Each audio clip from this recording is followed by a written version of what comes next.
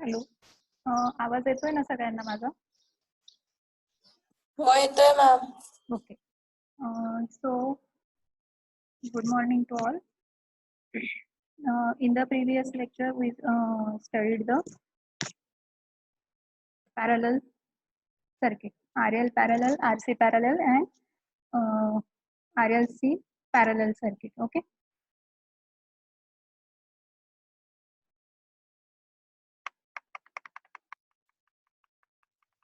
In that we studied the how to calculate the equivalent impedance and active power, reactive power and apparent power. Okay, now we solve numericals on that topic. Before that, we will study the basic terms related to the RLC or parallel circuit. ठीक आहे. तर total जे parallel circuit आहे तर त्याच्यामध्ये generally जसं आपण series circuit आहे त्याच्यामध्ये जसं रेजिस्टन्स, कंडक्टन्स वगैरे स्टडी केले होते, तसंच पॅरलल सर्किटमध्ये 3 terms generally. Okay, so first term is the admittance. Okay, so what is the admittance? Admittance is the reciprocal of impedance. Okay, की जो काही impedance आहे आपण impedance बघितला होता. Okay, so impedance चा reciprocal जर केलं so that means it will become admittance. Okay, and that admittance is denoted by capital Y आणि याचं जे युनिट आहे so unit of admittance is Siemens. Okay, after that conductance. Conductance is the ratio of resistance to the squared impedance, and this conductance is given by the G, and same unit is the Siemens. Okay, जसं आपलं resistance, inductive reactance or capacitive reactance आणि impedance यांचे unit जसे same आहे तसंच या terms ज्या आहेत त्याच्याशी रिलेटेड आहे. ओके, तर तसंच या तिघही टर्म्सचे युनिट्स काय असतात, सेम असतात. Okay, so conductance is given by the ratio of resistance to the squared impedance. Okay, after that third term is susceptance, and susceptance is denoted by B, and it is defined as the ratio of reactance to the squared impedance, and the unit of this susceptance is Siemens. Okay, so these three basic terms used in the parallel circuit. Okay, first is admittance, which is the reciprocal of impedance. After that, conductance, which is the ratio of R upon Z square, and susceptance, that is ratio of X upon Z square. Okay, आणि या तिघांचे unit काय असतं, same असतं. So या 3 terms आपण बघणार आहोत. जेव्हा न्यूमरिकल सॉल्व करू तर तेव्हा सुद्धा आपल्याला हे कॅल्क्युलेट करावे लागतील. एक ऍडमिटन्स मेथड म्हणून आहे की we have to calculate the branch current and Z1, Z2 or equivalent impedance. We will equivalent impedance we will calculate by the admittance method. Like this methods we will use for the various calculations. Okay, so these are the 3 terms. After that we will solve now first numerical. Okay, so 2 impedance, first numerical on the these are the combined numericals, not on the particular topic. So we will cover all numericals in the this topic. ठीक आहे, RL, RC आणि RLC असं separate topic wise नाही केले तर combine आहेत. So आणि असे आपलं तिघही टाईपचे सर्किट्स आणि त्याच्या फेजर डायग्राम्स, त्याच्यानंतर इक्विव्हॅलेंट इम्पिडन्स कशा प्रकारे कॅल्क्युलेट करायचं तर ते आपण मागच्या लेक्चरला बघितलं. Okay, so one by one we will solve the this numericals. First numerical, the two impedances means Z. First is 5 plus J of 6. First आहे याला मी म्हणेल Z1. Okay, so 2 impedances, first आहे 5 plus J of 6 and 7 minus J of 8. This will we will consider as a Z2. This is Z1 and this is Z2 are connected in the parallel across the 230 volt single phase 50 Hz AC supply. ठीक आहे. तर अशा प्रकारे दोन impedances दिलेले आहेत, त्यांना काय केलेलं आहे, पॅरलल मध्ये कनेक्ट केलेले across the 230 volt. Okay, and frequency is 50 Hz. After that we have to calculate the current drawn by each path. Each path means दोन इम्पिडन्सेस आहेत, ते काय पॅरलल कॉम्बिनेशन मध्ये कनेक्टेड. तर ईच पाथ मधलं current आपल्याला calculate करायचंय. म्हणजे Z1च्या अक्रॉसचं Z1 मधून किती करंट फ्लो होत आहे, Z2 मधून किती फ्लो होत आहे. Obviously they are connected in parallel means obviously they are in the separate branches. Okay, and we know that in the parallel circuit current is divided into the number of branches. Number of branches जितके असतील तितक्या branches मध्ये current काय होतं, divide होतं. Okay, so here in the numerical mention that determine the current drawn by the each path. Okay, so we have to calculate the current in the each path means each branch. आणि each branch मधलं current म्हणजे काय, आता number of branches किती आहे, 2 आहे. Okay, so we will calculate I1 and I2. Okay, after that total current in the circuit. Total current कशा प्रकारे कॅल्क्युलेट करतो आपण, obviously we will add the two currents. जितके नंबर ऑफ करंट्स असतील त्यांना त्यांची काय करतो, ऍडिशन करतो. So like this we will calculate the total current in the that circuit. Okay, so अशा प्रकारे हा आहे गिवन डाटा. तर तो मी लिहून घेतला. Z1 मी सांगितलं तुम्हाला की 5 + j of 6. Okay, so first here the Z1 is given in the rectangular form. Okay, so if here Z1 is given in the rectangular form, then we have to convert that rectangular form into the polar form. Okay, so सगळ्यात आधी काय करणार, rectangular form मध्ये दिलेलं असेल तरी काय करायचं, पोलर मध्ये कन्वर्ट करून घ्यायचं. त्यांनी सांगितलेलं असेल नसेल तरी ते पोलर मध्ये आपण कन्वर्ट करून घेणार. ओके, कारण आपल्याला जेव्हा आपण डिव्हिजन करतो, करंट कॅल्क्युलेट करणार, त्याच्यानंतर इक्विव्हॅलेंट इम्पिडन्स आपण जेव्हा कॅल्क्युलेट करणार, तर ऑब्व्हियसली आपल्याला तेव्हा पोलर फॉर्म मध्येच कन्वर्ट करावं लागणार. सो फर्स्ट स्टेप तीच आहे की जेव्हा आपण गिवन डाटा लिहितो, so this is given in the rectangular form. Okay, so we will convert this into the polar form. Okay, so तुम्ही क्रॉस चेक करून बघायचे, तुम्ही कॅल्क्युलेशन साइड बाय साइड करू शकता. ठीक आहे, आणि रेक्टँग्युलर टू पोलर कशा प्रकारे कन्वर्ट करायचं तर ते तुम्हाला माहिती आहे. Okay, so Z1 will be converted into the polar form, same Z2 will be converted into the polar form. Okay, Z1 and Z2 are given in the rectangular form, then we will convert that rectangular form of impedances into the polar forms. Okay, after that voltage is given. Here angle is not mentioned, or also it is not given in the rectangular form. Okay, so by default we will consider the angle of the voltage is 0. Okay, so we represent that voltage in this form. Polar form मध्ये voltage कशा प्रकारे represent करणार, 230 is the magnitude and angle will be 0. Okay, so 230 angle of 0, this will be the voltage. After that frequency is given, that is 50 Hz. So like this we will write and convert as per the requirement. Okay, we will write first the given data and convert that given data as per our requirement. जसं की आता आपल्याला rectangular form मध्ये दिलेलं होतं, so we will convert that rectangular form into the polar form. Okay, so कशासाठी convert केलं आपण याला, कारण आपल्याला पुढे ते कॅल्क्युलेशन्सला लागणार आहे. ओके, सो अशा प्रकारे गिवन डाटा लिहिला, त्याच्यानंतर काय फाइंड करायचं आहे ते आपण लिहून घेतलं. Okay, so we have to find out the current drawn by each path, means obviously I1 and I2. So we write here we have to find out the I1 and I2.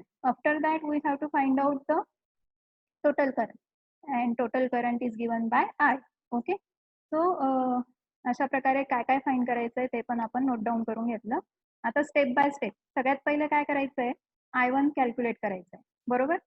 तर I1 calculate करण्यासाठी सगळ्यात पहिला आपलं simple formula माहिती आहे आपल्याला. आपण I कसा कॅल्क्युलेट करतो AC सर्किटमध्ये I is equal to V upon Z. This is the formula for the calculation of current in the AC circuit. It may be series circuit or parallel circuit. So we use this formula for the calculation of current. Okay. But here we have to find out the first current flowing through the first branch. Okay. So what is the current flowing through the first branch? That is I1. Okay. So I1 is equal to V will be same. Okay. V will be same. Only impedance will be different. Okay. Current flowing through the first branch given by the I1 that is equal to V upon Z1. First branch मध्ये किती impedance आहे Z1 आहे. Okay. Z2 consider करणार का नाही because we are calculating the current flowing through the first branch only. Okay. So I1 is equal to V upon Z1. This is the formula for the calculation of current flowing through the first branch. ठीक आहे. So now put the values. V is given. V काय आहे 230 angle of 0. Me as it is तो लिहून घेतला. त्याच्यानंतर Z1 ची value काय आहे इथं कोणत्या व्हॅल्यूज घेणार आपण डिव्हिजन करतोय. ओके.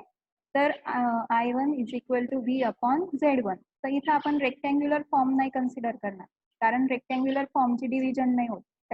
जर आपल्याला त्यांची डिव्हिजन करायची असेल तर त्याला आपल्याला काय करावं लागतं पोलर फॉर्म मध्ये कन्वर्ट करावं लागतं. ओके. सो ऑलरेडी आपण आधीच काय केलेलं आहे कन्वर्ट करून घेतलेलं आहे. Okay. So what is the value of Z1? Z1 is 7.81 angle of 50.19. Okay. So this is the Z1. So V ची व्हॅल्यू पुट केली Z1 ची व्हॅल्यू पुट केली. त्याच्यानंतर तुम्हाला माहिती आहे की दोन पोलर फॉर्म्सची डिव्हिजन कशा प्रकारे करायची. कशा प्रकारे करणार कोण सांगेल. काय करेन मी आता डिव्हिजन करायची मला.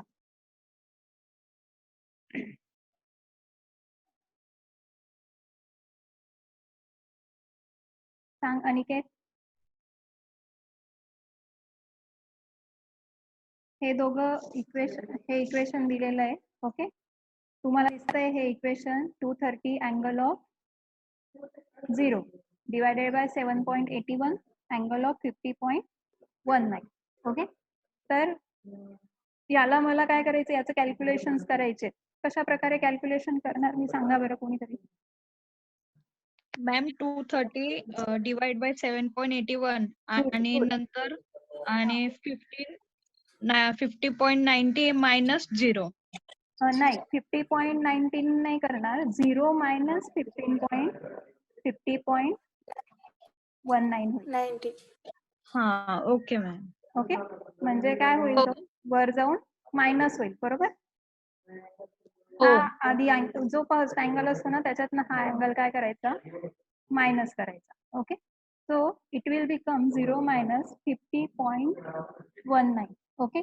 तर 230 डिवायडेड बाय 7.81 हे आन्सर असेल त्याचं आणि हा काय होईल 50.19 वर जाऊन काय होईल मायनस होईल. ओके. सो बघा इथं मी मायनस लिहिलेलं आहे अँगल ऑफ मायनस 50.19. ठीक आहे. तर मग याला काय केलं मी रेक्टँग्युलर फॉर्म मध्ये कन्वर्ट करून घेतलं. ठीक आहे. सो अशा प्रकारे मी कॅल्क्युलेट केला आपला I1. सेम ह्याच मेथडने काय करणार I2 कॅल्क्युलेट करणार. एक मिनिट.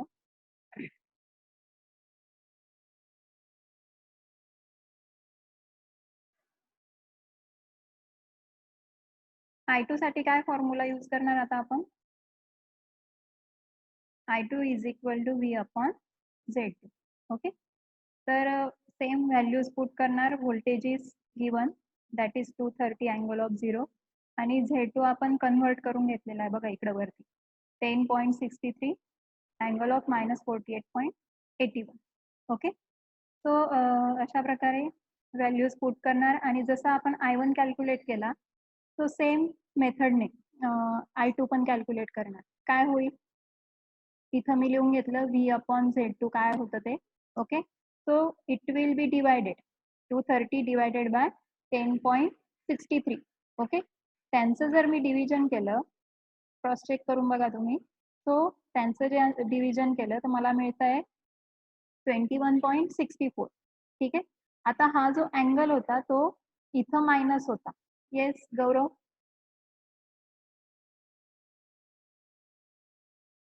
बोल गौरव.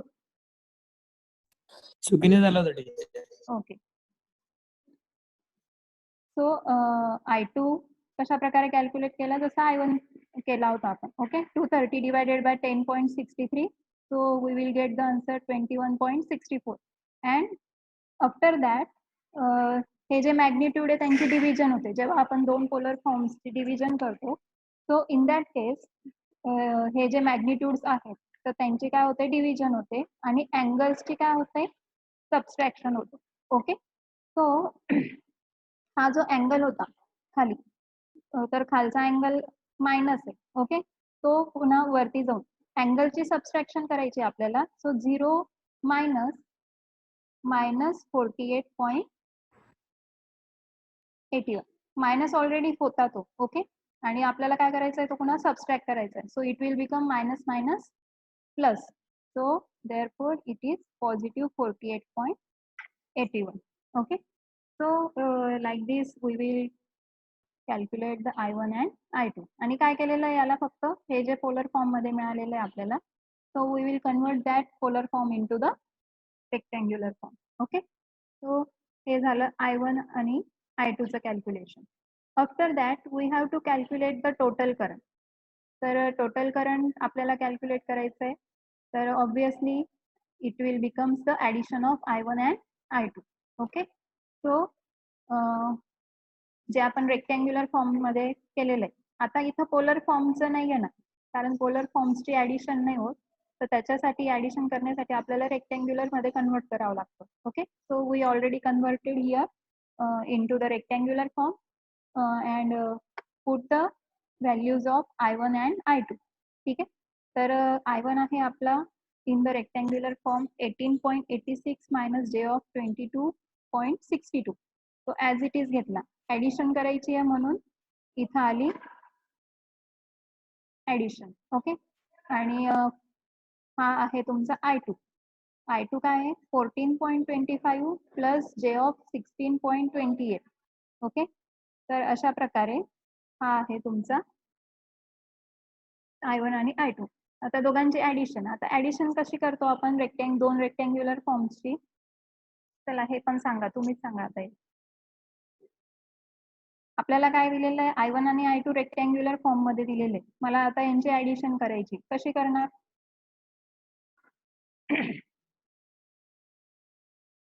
मॅम पहिले एका साइडला 18.86 आणि 14.25 घ्यायचं, आणि जे जे व्हॅल्यू आहेत ते एका साइडला घ्यायच्या. गुड गुड गुड, बरोबर. सो काय करणार, रिअल पार्ट आपण एका साइडला करून घेणार आणि इमॅजिनरी पार्ट एका साइडला करून घेणार. ठीक आहे.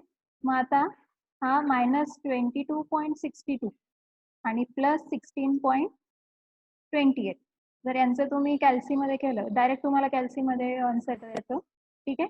तर ते येईल आपलं मायनस मध्ये, कारण आपण काय करतोय, मोठ्या संख्येतनं लहान मायनस करतोय, आणि साईन जे आपण देतो तर ते नेहमी मोठ्या संख्येचं देतो. Okay. So 22 is the greater than the दिस.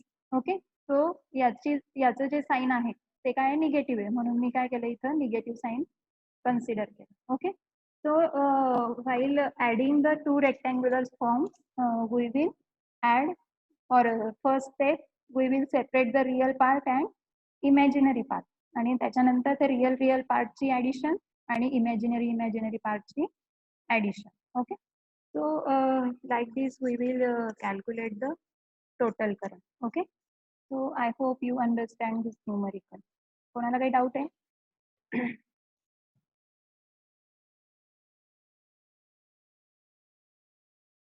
एखादी स्टेप नसेल कळली तुम्ही विचारू शकता. If there any doubt, raise your hands, किंवा तुम्ही चॅट बॉक्स मध्ये पण टाकू शकता.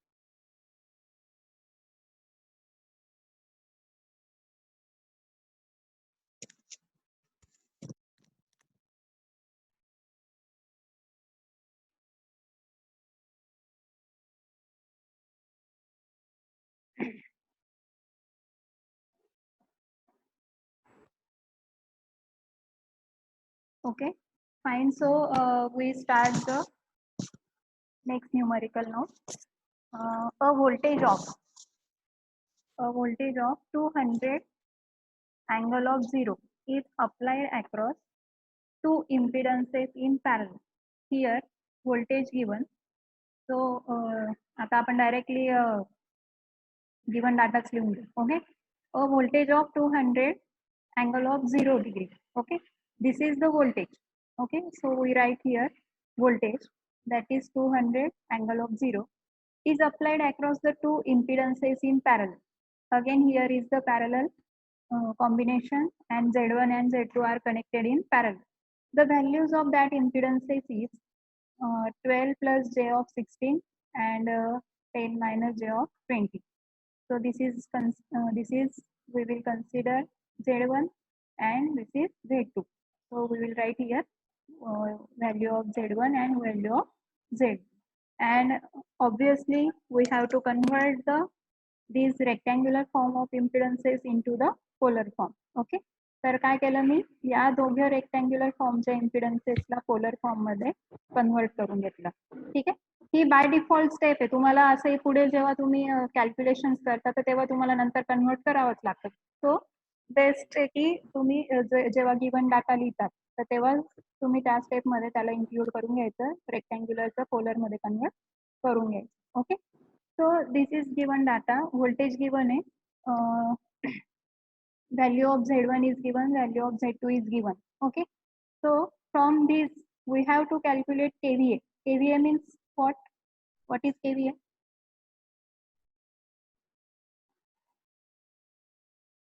KVA म्हणजे काय कॅल्क्युलेट करायला सांगितलेलं आपल्याला?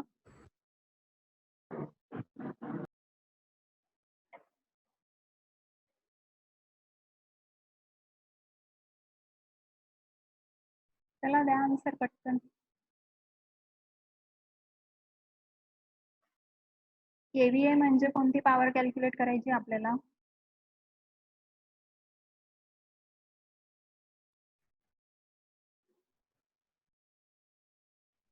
जयश्री आहे का? जयश्री बोल. अश्विनी, अनिकेत, मयूर, कर्मराज,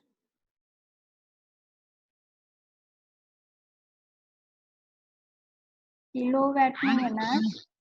नाही, किलोवॅट नाही. आपलं केव्हीए किंवा व्हीए रेटिंग आपण कोणत्या पॉवर साठी देतो? It's अपॅरंट power. ओके, तर ही आहे केव्हीए किंवा व्हीए रेटिंग आपण अपॅरंट पॉवर साठी देतो. So it is the apparent power. Okay, after that KVAR. Okay, तर केव्हीएआर म्हणजे reactive power and here KW means active power. ठीक आहे, and power factor of the whole circuit. तर complete सर्किटचा power factor calculate करायचा आहे, अपॅरंट power calculate करायची आहे, रिएक्टिव्ह पॉवर कॅल्क्युलेट करायची आणि ऍक्टिव्ह पॉवर कॅल्क्युलेट करायची. Okay, so one by one we will calculate. Given data लिहिला, काय काय फाइंड करायचं ते लिहून घेतलं. आता सगळ्यात आधी ब्रांच वाईज आपण कॅल्क्युलेशन्स करू. एक सेकंड.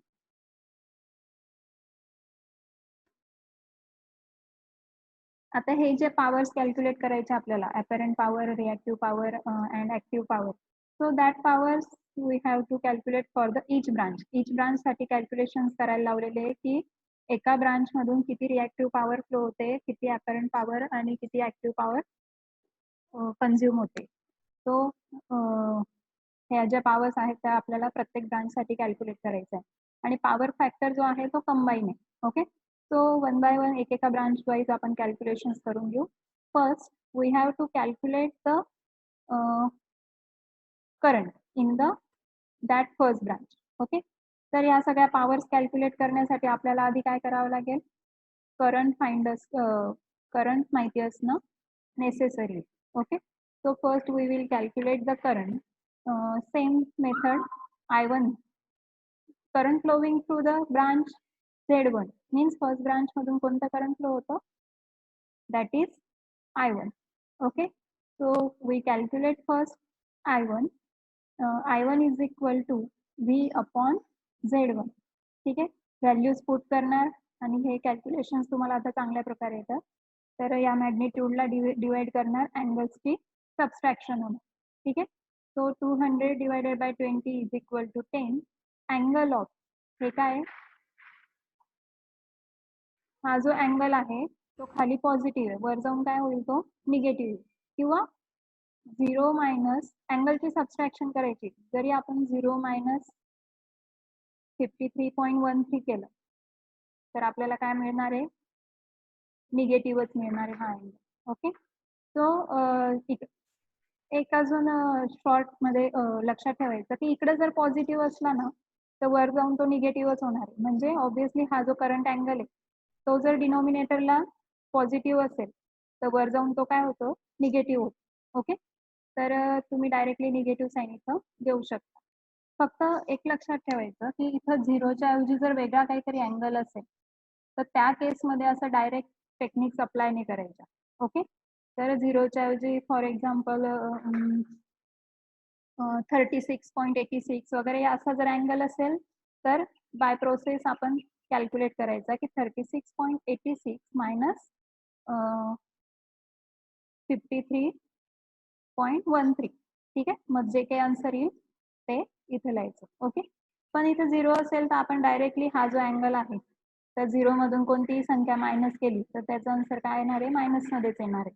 ओके, सो अशा प्रकारे आपण कॅल्क्युलेशन्स करू शकतो. So we calculate the value of I1. Okay, so this is in the polar form and we will convert it into the rectangular form. Okay, त्याच्यानंतर आता हा जो अँगल आहे तो that angle is the phi.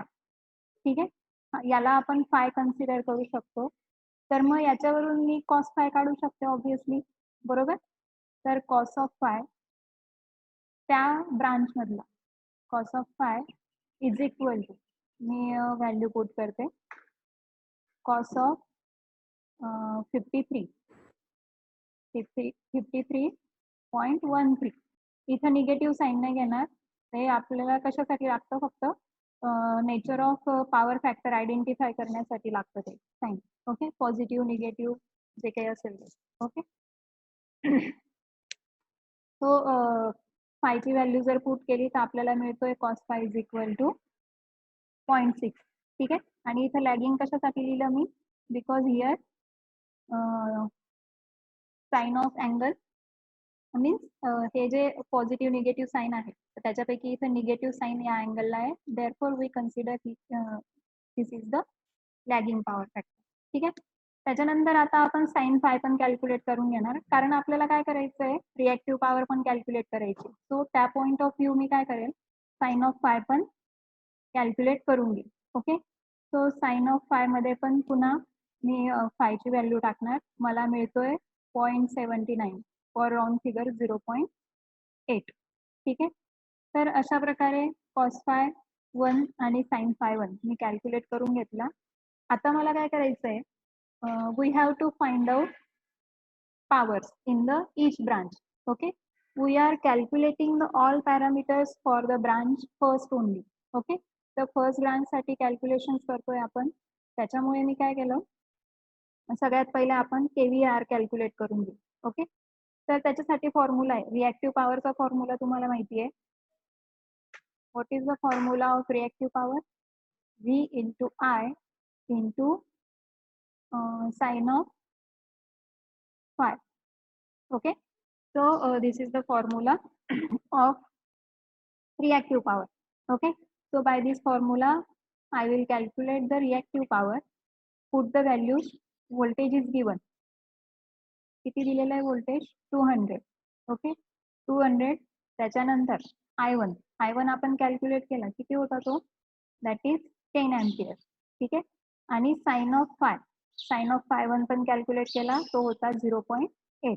Okay, so अशा प्रकारे आपण values put केल्या आणि आपल्याला मिळाली ही रिॲक्टिव्ह पॉवर.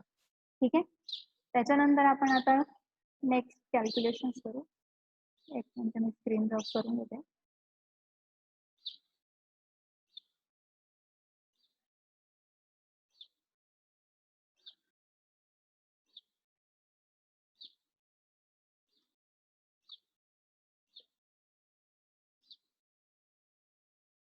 ओके, तर आपण सगळ्यात पहिलं केलं reactive power calculate. Now will calculate the apparent power. ठीक आहे, अपॅरंट पॉवरचा सेम फॉर्म्युला आहे V इंटू I. ठीक आहे, ब्रांच फर्स्ट आहे त्याच्यामुळे आपण इथं काय घेतला, I1 घेतला. Okay, so V is equal to KVA is equal to V into I1. Okay, put the values and calculate the power. ठीक आहे, ती 2 KVA मध्ये पण येऊ शकते किंवा आपण कन्वर्ट जर केलं KVA ला तर ती असेल 2000 वोल्ट एम्पियर. ओके, तर अशा प्रकारे ही झाली apparent power. Now active power. Active पॉवरचा फॉर्म्युला आपल्याला माहिती आहे, that is V into I into cos of five.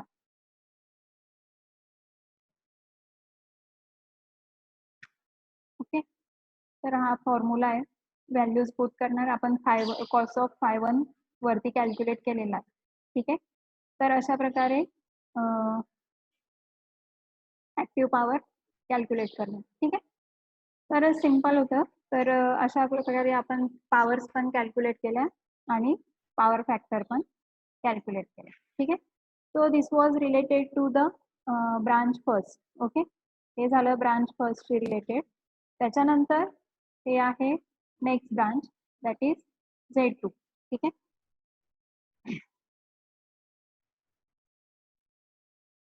पुन्हा सेम आपण सेम प्रोसिजर फॉलो करणार. आपल्याला काय करायचंय, पुन्हा active power, reactive power, apparent power in the second branch. We have to calculate the these powers for the second branch. Okay, तर त्याच्यासाठी आपल्याला सगळ्यात इम्पॉर्टंट म्हणजे current. Okay, so we calculate the current flowing through the branch second. Okay, so formula for that is I2 is equal to V upon Z2. Okay, so 200 angle of 0 divided by Z2 ची value जी आपण convert केलेली rectangular to polar. Okay, so calculations करणार आणि या अँगल्सची काय होईल, subtraction. हा काय इथं जसं मी तुम्हाला आधी सांगितलं की 0 असेल तर तुम्ही डायरेक्टली अपोजिट साईन घेऊ शकता. म्हणजे हा जर खाली निगेटिव्ह असेल वर जाऊन काय होईल, पॉझिटिव्ह होईल. आणि खाली जर पॉझिटिव्ह असेल वर जाऊन काय होईल, निगेटिव्ह होईल. Okay, so here this angle is negative, means obviously it will be mentioned or represented as a positive. Okay, तर 200 divided by 22.36 is equal to 8.94 and angle of 63.43. ठीक आहे, हा निगेटिव्ह होता, वर जाऊन जर तो ऑब्विसली निगेटिव्ह म्हणजे सबस्ट्रॅक्ट होणार. Okay, so minus minus it will become plus. Okay, and here we convert this polar form of current into the rectangular form. ठीक आहे, आता पॉवर्स कॅल्क्युलेट करायचे आहे. त्याच्यामध्ये आपल्याला ऍक्टिव्ह पॉवर आणि रिॲक्टिव्ह पॉवर मध्ये रिस्पेक्टिव्हली कॉस फाय लागेल आणि साइन फाय लागेल. Okay, so this is the second branch, therefore it is denoted by cos of phi 2. Okay, तर फाय 2 म्हणजे हा जो करंटचा अँगल आहे तर तो आपण फाय 2 कन्सिडर करणार.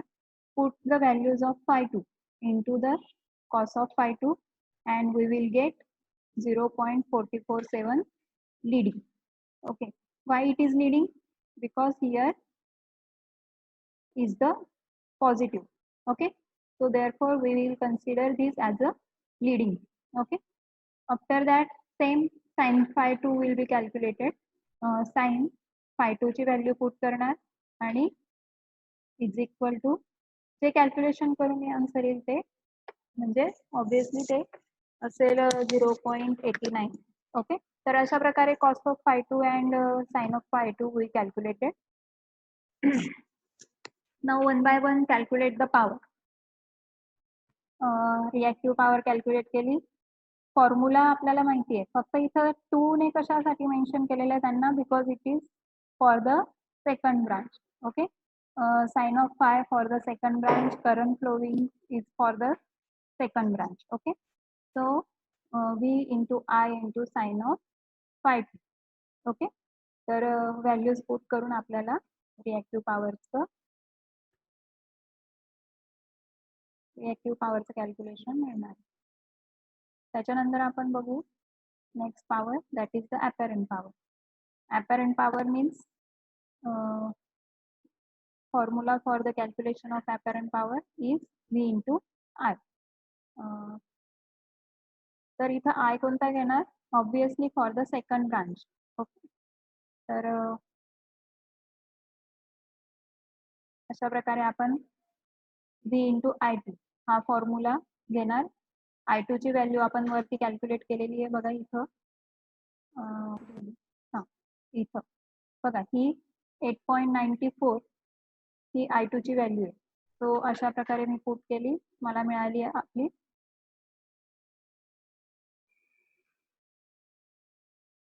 अपॅरंट पॉवर. ठीक आहे, त्याच्यानंतर आहे active power V into I into cos of phi. So it is for the second branch, therefore V into I2 into cos of phi 2. I2 we calculated already, also we have calculated the cos of phi 2. Okay, so put the values and calculate the kilowatt. ठीक आहे, so अशा प्रकारे आपण आपल्याला सांगितलेलं होतं numerical मध्ये की आपल्याला काय करायचं आहे की KVA rating, KVR rating and kilowatt rating of each branch find करायचं होतं. ओके, तर अशा प्रकारे आपण प्रत्येक ब्रांचसाठी कॅल्क्युलेशन्स केलेले आहे. प्रत्येक ब्रांचमध्ये किती ऍक्टिव्ह पॉवर होती, किती रिॲक्टिव्ह पॉवर होती आणि किती अपॅरंट पॉवर होती, तर ते आपण प्रत्येक ब्रांचसाठी कॅल्क्युलेशन्स केले. Okay, so last point in this numerical, we have to calculate the power factor of the whole circuit. The complete circuit, आता इथं ब्रांच म्हटलेलं आहे का? नाही. So we have to calculate the power factor for the whole circuit. ठीक आहे, तर complete सर्किटचा पॉवर फॅक्टर किती असेल ते आपल्याला फाइंड आउट करायचं आहे. ठीक आहे, जर आपल्याला म्हटलं असतं इथं की power factor of each branch, then आपण काय केलं असतं, cos phi 1 and cos phi 2 calculate केला असता, जो की आपण ऑलरेडी पॉवरच्या कॅल्क्युलेशनसाठी केलेला. तर तिथंच हे जे न्यूमरिकल आहे ते कम्प्लीट झालं असतं. But we have to calculate the power factor of the whole circuit. Okay, so we will calculate now the total power factor of the circuit. तर तो कशा प्रकारे कॅल्क्युलेट करणार, तर सगळ्यात आधी आपण कॅल्क्युलेट करणार Z इक्विव्हॅलेंट. Z1 आपल्याकडे आहे, Z2 आहे. ओके, मल्टिप्लिकेशन आणि डिव्हिजन आहे इथं.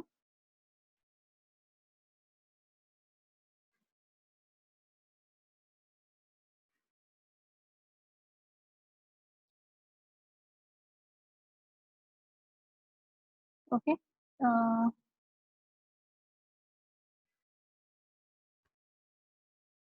एक second.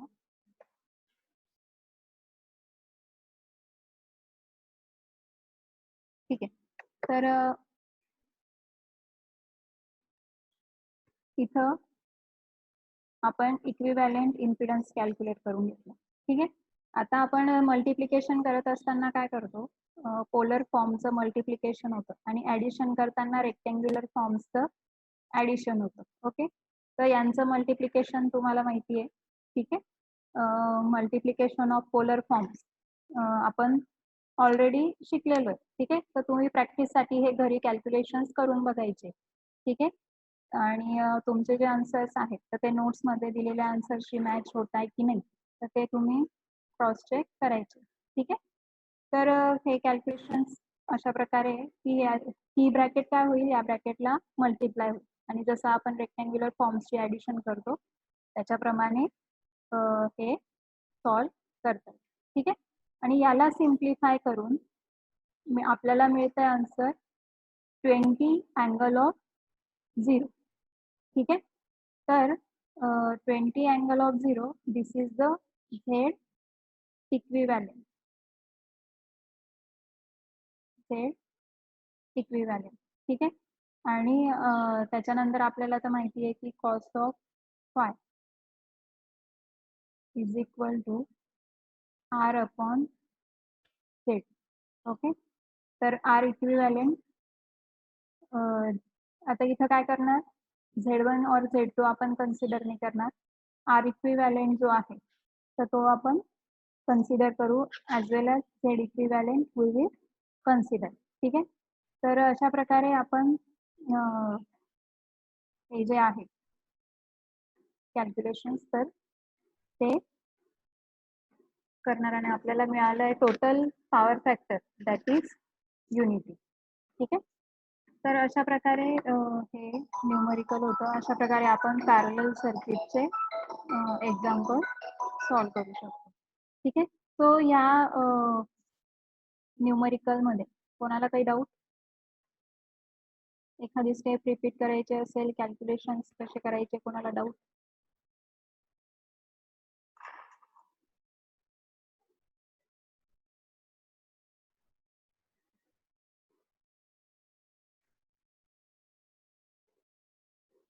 If there any doubt, you may raise your hand or put in chat box.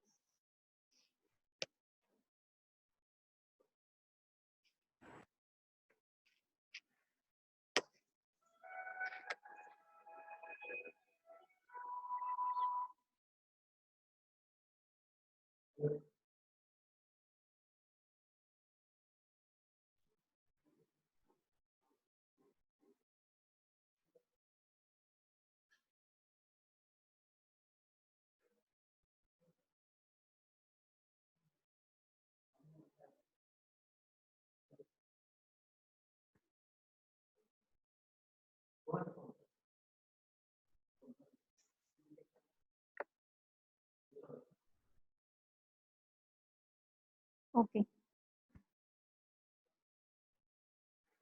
ठीक आहे. सो काही डाऊट नाही असं कन्सिडर करते मी. तर आता अजून एक नेक्स्ट न्यूमरिकल आहे.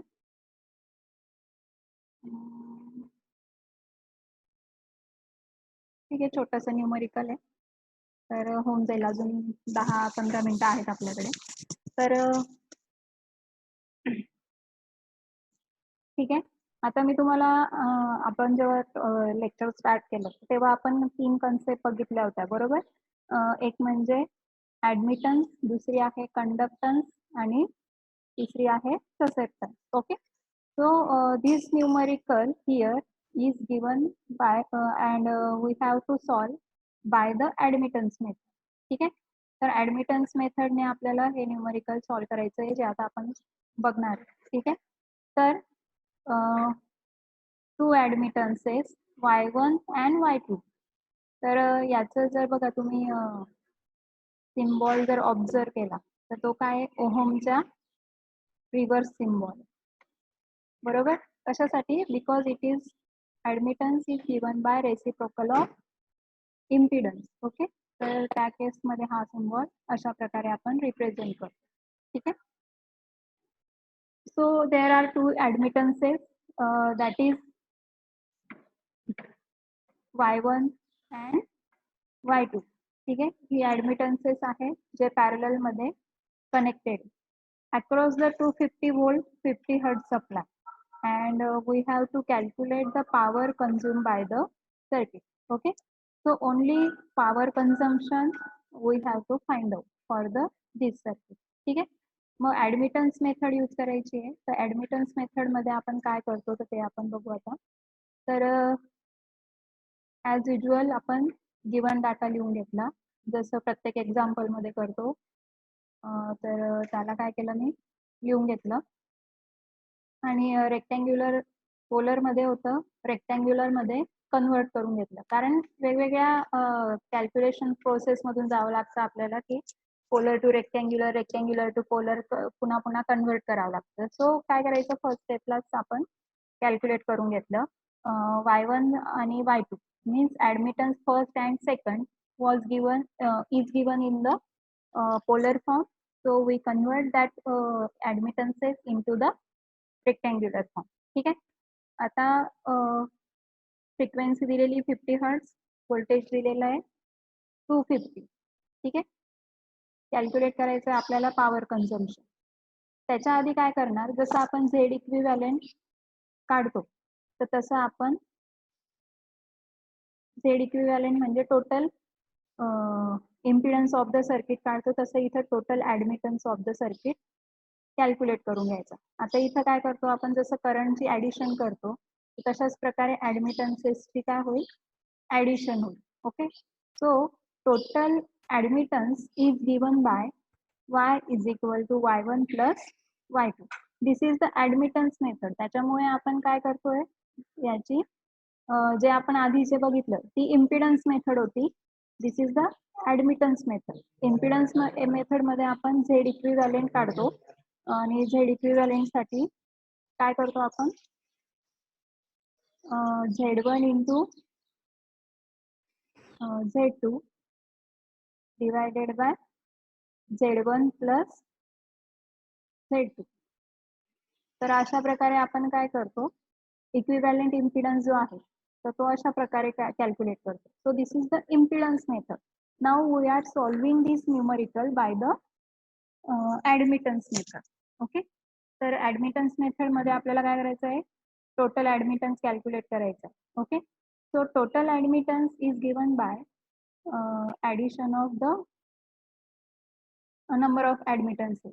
जसं की आपण टोटल करंट कॅल्क्युलेट करतो ना, I1 plus I2 plus I3. Okay, so same way we will calculate the total admittance, that is y is equal to y1 plus y2. Okay, त्याच्यानंतर आपण रेक्टँग्युलर फॉर्म मध्ये करून घेतलेलं आहे कन्वर्ट. तर rectangular फॉर्म्सची addition. Okay, तर addition तुम्हाला माहिती आहे की रिअल पार्ट जे आहेत तर त्यांची ऍडिशन होईल आणि इमॅजिनरी पार्ट्सची ऍडिशन होईल. Okay, so this is the total admittance. Okay, after that we have to calculate the current for the calculation of the power. तर पॉवर कॅल्क्युलेट करण्यासाठी आपल्याला काय लागणार आहे, करंट रिक्वायर्ड आहे. Okay, so we will find out. Current is not given in the example, so therefore we will find current flowing through the circuit.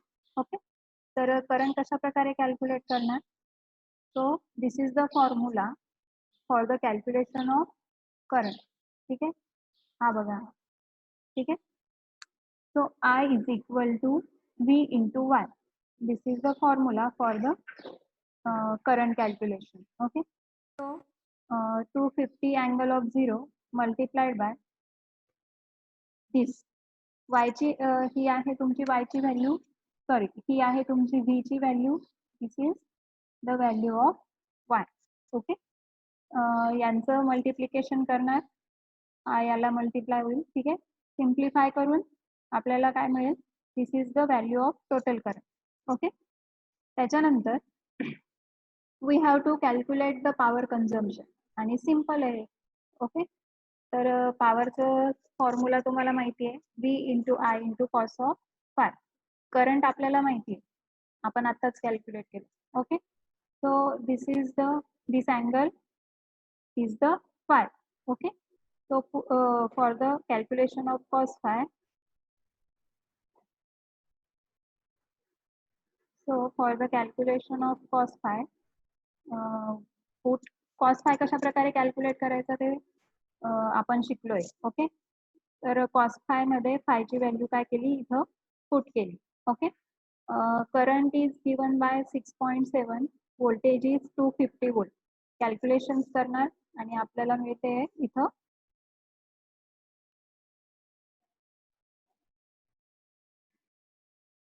Just minute.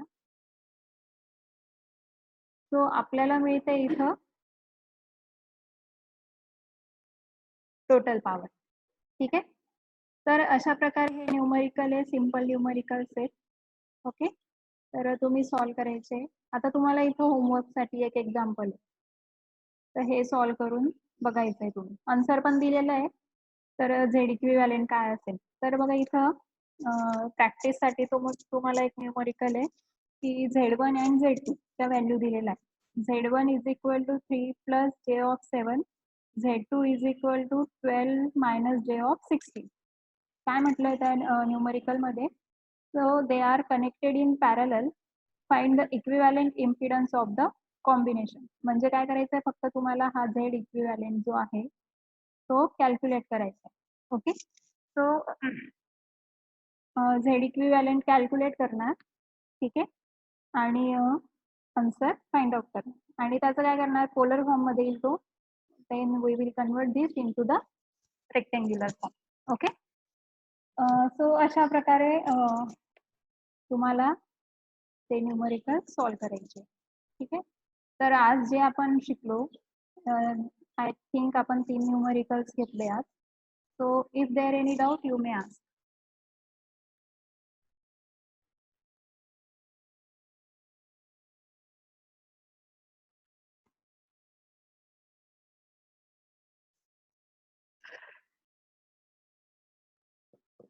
कोणाला काही डाऊट?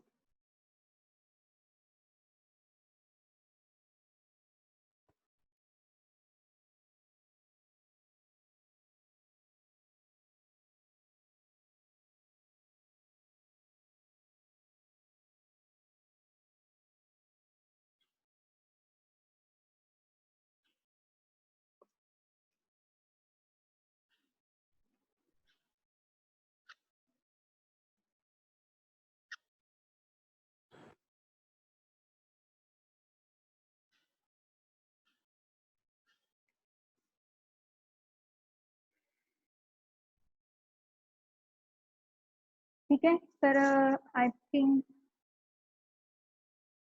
नाहीये कोणाला काही doubt. So I hope you understand the all numericals that we studied in today's lecture. Okay. तर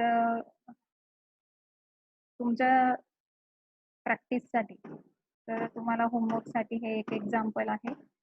तर ते तुम्ही solve करून बघायचंय. सिम्पल आहे. याच्यात काय करायचंय तुम्हाला, हवं तर स्क्रीनशॉट घेऊन घ्या किंवा नोट्स मी टाकलाय का तुम्हाला सेकंड युनिटच्या? नाही. हां, ठीक आहे. बरं मी टाकते नोट्स. तर त्याच्यामध्ये हे 4th नंबरचं जे काही न्यूमरिकल आहे, तर ते तुम्ही सॉल्व्ह करून बघायचंय आणि क्रॉस चेक करायचंय. आन्सर दिलेलं आहे इथं. ठीक आहे. तर ते आन्सर येतंय की नाही ते तुम्ही फक्त क्रॉस चेक करून बघायचंय. ओके. सो जर कोणाला काही डाऊट नसेल तर तुम्ही लेफ्ट होऊ शकता. लेक्चर संपलंय आपलं आजचं. ओके.